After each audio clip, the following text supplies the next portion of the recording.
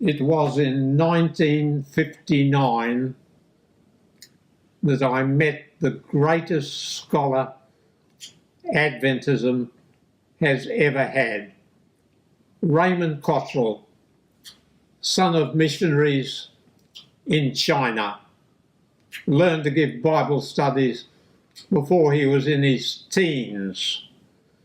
A very wonderful man who figured in every theological committee the church ever had for a period of over 50 years, became the associate editor of the Review and Herald. He worked on the SDA Bible commentary. Actually, he did more work on the commentary than anybody else. You remember the first commentary came out in the 1950s, and F.D. Nicol and Don Neufeld and Ray Cottrell were there at the office at the Review before dawn and stayed there till after dark, month after month, until the commentary was through. But I'd made an appointment to see him.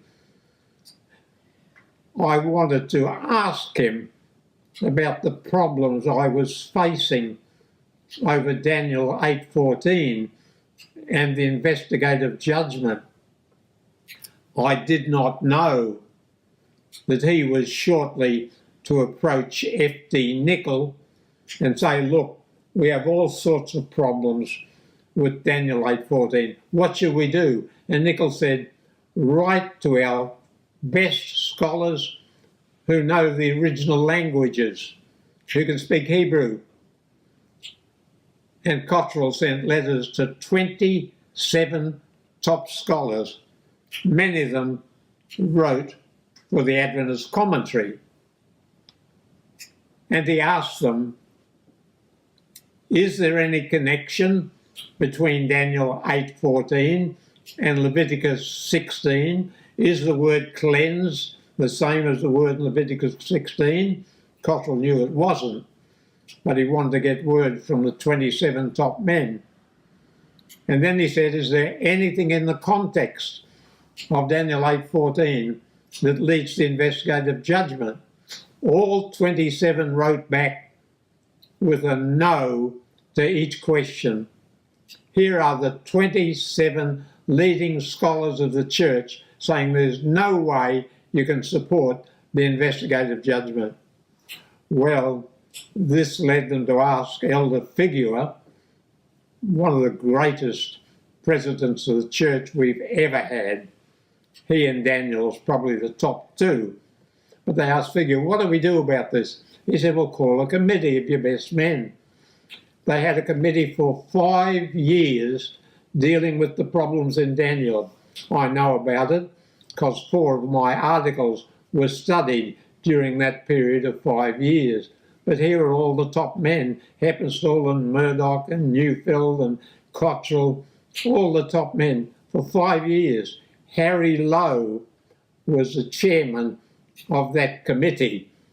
And later at Glacier View, he wrote a letter to the top man of Glacier View, Elder Wilson, and said, you're not dealing with anything that we didn't deal with during the 60s when we had a 5-year committee and we came up with nothing.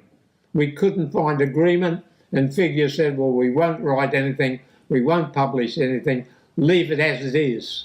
So this was the man I made an appointment to see at Tacoma Park, Washington, D.C. I was a student at Potomac University, the Adventist Educational Center. Well, we walked together around Tacoma Park.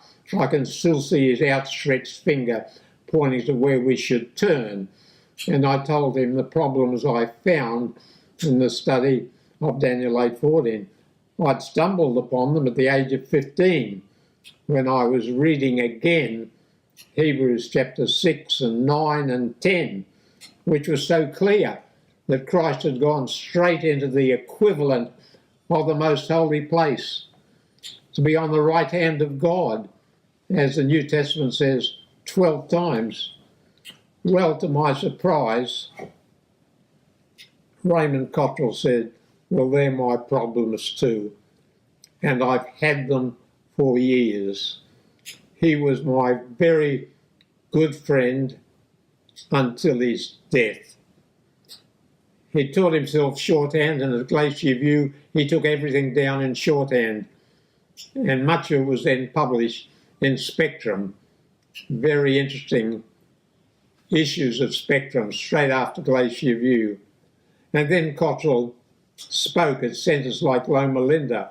He'd already spoken at Andrews University, just to the top scholars only. But he spoke in a variety of places, saying Des Ford is right. We do have problems with Daniel 8:14 because we cannot get an investigative judgment out of there. You have all heard of Dr. Hammill, one-time president of Andrews University, vice president of the church, a man who'd been in captivity during World War II and behaved very bravely. I knew him and loved him. He was head of a committee that was supposed to check me out before Glacier View, and during that committee he told everybody, we have great problems and they seem to get bigger the more you study them.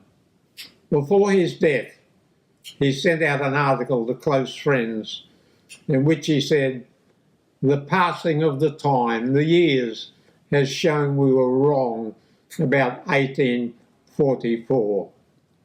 Quite a number of people in the world still have that letter, and I have it. But Hammill was a Christian man, and at the end of his service, he'd given up on the investigative judgment.